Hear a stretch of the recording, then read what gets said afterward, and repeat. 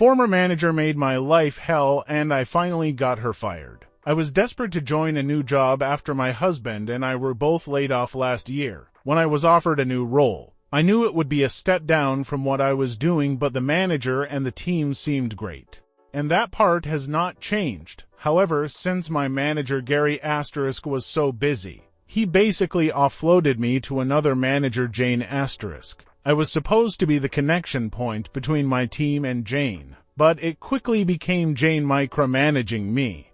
She would ask me to work through lunch, cancel vacation days, call at 11 p.m. on weekends, and order me around on phone calls. She also made nasty comments about my weight and said I was big for my race. The list of personal slights so long that it filled 3 pages. I would talk back to her and she did not like that, and that provoked her more. I only stayed because we needed to pay the bills. Finally, I had a mental breakdown on a Friday afternoon, after she yelled at me for something trivial about scheduling a meeting without including someone from her team who I didn't know about. I was dealing with a family tragedy and couldn't take it anymore. I told Gary about the situation with Jane and he was sympathetic and not at all surprised. Considering half her team quit, he immediately offered to move me to a different team under him. I was thrilled. Well, turns out going to the new team didn't help. Jane continued to order me around from afar.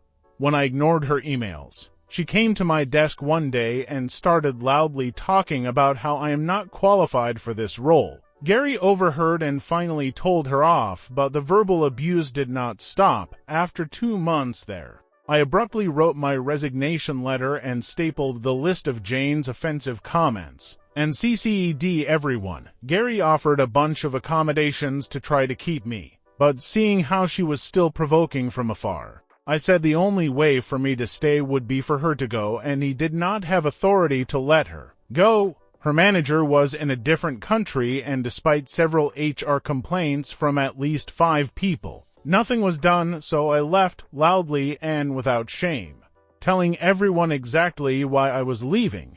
Times were very bad for 3 months. There were nights we would eat slices of bread just so we could pay the mortgage and emergency expenses from a health crisis and a funeral. Even after he found a job, we were still catching up on bills and still are. I spent months applying to 5 to 10 roles per day, sometimes over 20.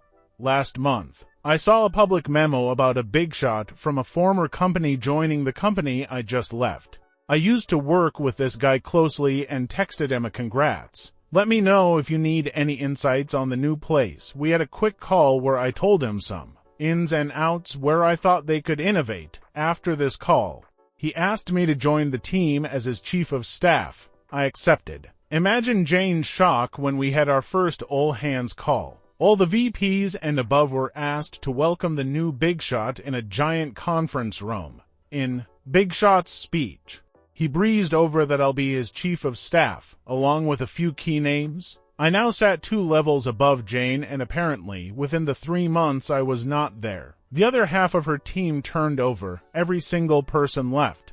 Gary was excited for me and said all nice things. However, Jane took the classless route and sent Big Shot an email about how I'm an unqualified idiot that I used to work for her, how I tried to get her fired, and that she suspects I lied to get ahead.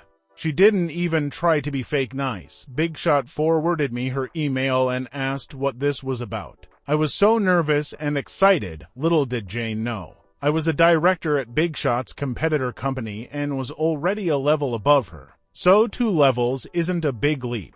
And I worked with him for 5 years. I had an hour call with Big Shot and told him she was bad for the company culture and was a nasty person in general. But the evidence he needed was Gary confirming that her whole team has turned over. My prior resignation letter, which was still sitting on my desktop when I logged in upon return, and a few other nasty emails she sent her recent staff, which they were happy to share with us. Big Shot fired Jane on Friday.